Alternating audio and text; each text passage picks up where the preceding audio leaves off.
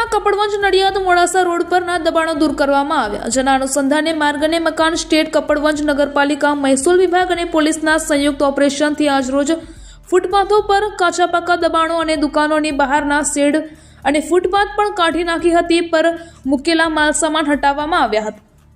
હાલ કામગીરી ચાલુ છે. આ કામગીરીને લઈને દબાણકર્તાઓમાં ફફડાટ વ્યાપ્યો હતો. અગાઉ માર્ગ અને મકાન સ્ટેટ દ્વારા દબાણકર્તાઓને નોટિસ પણ ફટકારવામાં આવી હતી. કપડવંજ શહેરમાં ટ્રાફિકની સમસ્યા માથાના દુખાવા સમાન થઈ ગઈ હતી. તે માટે આજે ટ્રાફિકની સમસ્યાને દૂર કરવા માટે સ્થાનિક તંત્ર દ્વારા દબાણો દૂર કરવાની કામગીરી હાથ ધરાઈ છે. આજે દુકાનો અને આજુબાજુના દબાણો દૂર કરવામાં આવ્યા હતા, જેમાં કે લારી ગલ્લા, ફૂટપાથ અને શેડ પણ લોકોના ઉતારવા નાખ્યા હતા. તંત્ર દ્વારા આ રોડ પર ટ્રાફિકને લઈને લોકો હેરાન પરેશાન થઈ ગયા હતા.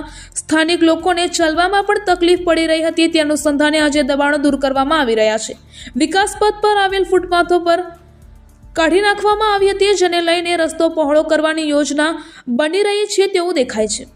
આ દબાણો 4 દિવસ સુધી દૂર કરવામાં આવશે તેવું સ્થાનિક અધિકારીએ જણાવ્યું હતું. હું નિમેશસિંહ જામ, કાઉન્સિલર વોર્ડ નંબર 1, કપડવંજ નગર સેવા સદન.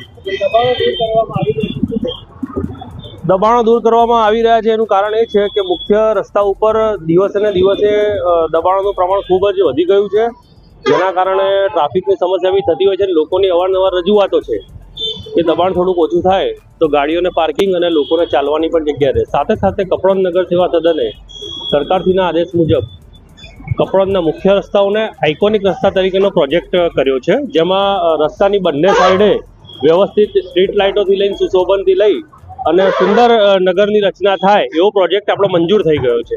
જેના ભાગરૂપે આ પેવર બ્લોક અને ફૂટપાથની ઉપર લાગેલા પેવર બ્લોક બી ખસેડવામાં આવી રહ્યા છે, જેથી આવનારા નજીકના સમયમાં જ્યારે સમગ્ર ગુજરાતનો વિકાસ થઈ રહ્યો છે એની સાથે સાથે કપડવંજ પાછું ના રહી જાય તે ઉદ્દેશથી મેઇન મુખ્ય રસ્તાની બંને સાઈડે સુશોભન અને વ્યવસ્થિત એવો રોડ અને સ્ટ્રીટ લાઇટો સાથે નગરમાં સુંદર કાર્ય થઈ રહ્યું છે.